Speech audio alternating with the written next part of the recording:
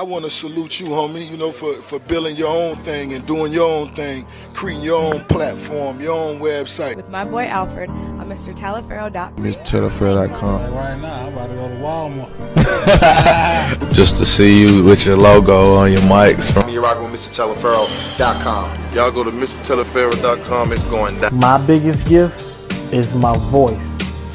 It allows me to speak to the culture. Right now you're turning up on MrTaliaferro.com, shawty. So another thing that Funk Master Flex brought up during his 24.5-minute infamous rant about Drake, 6 guy while he's in town for the New York Summer 16 visits, 4 dates. Another thing that was interesting is what he said about Drake and Future. You know, he pretty much brought up the fact that Future knew Jay-Z was going to talk about Drake on the record. I got the keys, and Future still was on the record. I don't think that has anything to do with anything. You can't expect Future to not hop on a record that's big for his career with Jay-Z. That's it. Jay-Z's everybody's idol, especially with his relationship with Khaled. That's not Future's record. That's Khaled's record, technically. So with that being said, thought it was pretty crazy that Flex said Drake needed Future. And I'm not going to lie to you. I don't think that's the craziest thing Flex has ever said.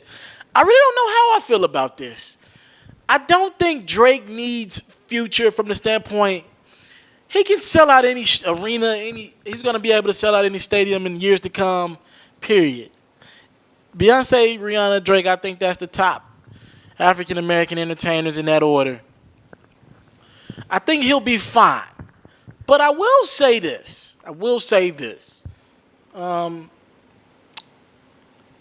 Drake knew when he was going to go on this tour that from the street standpoint, it's tough.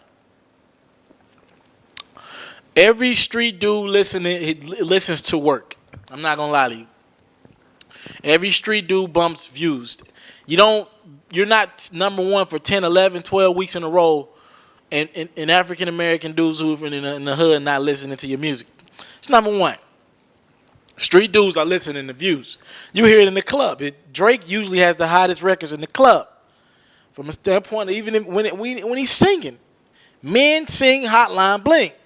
Straight men sing Hotline Bling. Let's go there with it. Let's take it there. But with that being said, I'm thinking here. I'm really thinking I am. What? Do you believe Drake needed to do What a Time to Be Alive? Because I kind of believe he did. Drake is the smartest. His team is the smartest at making sure he's in the culture just enough to stay at number one, to stay the biggest in the game. And Future was hot as a campfire when they did What a Time to Be Alive last year. Remember, Future had just dropped about 4 or 5 mixtapes in 2015. Just dropped that album, Dirty Sprite 2, that was number one. And he was doing the free shows that was, selling out people outside. Future was hot as a campfire. We remember that. Drake was coming out the mixtape success. What was that? If You're Reading This Is Too Late. Wasn't that If You're Reading This Is Too Late? Wasn't that the last project? I'm pretty sure it was. Drake was still obviously one of the biggest in the game then. What a Time to Be Alive, though, something unexpected. You seen the rumors online and you thought it was a joke. And then when you really see these guys who got this album on the way from a couple confirmed DJs and everything like that, and Metro Boomin and all that, you're like, damn, these two really did the album.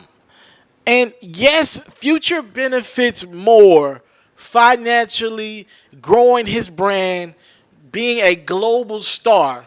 But we can't act like Drake don't benefit from doing stuff with him because it keeps his records in the clubs with Future. It keeps him in the streets with Future.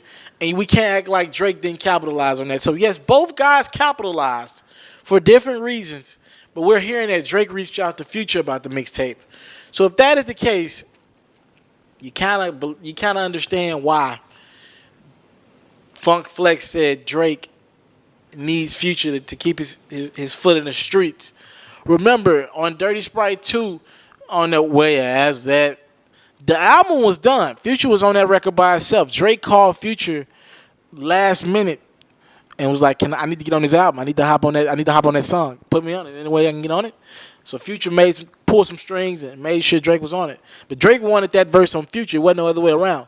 So I'm just saying, Funk might be on to something. Now, I ain't agree with pretty much everything he's had to say, but he might be on to something here.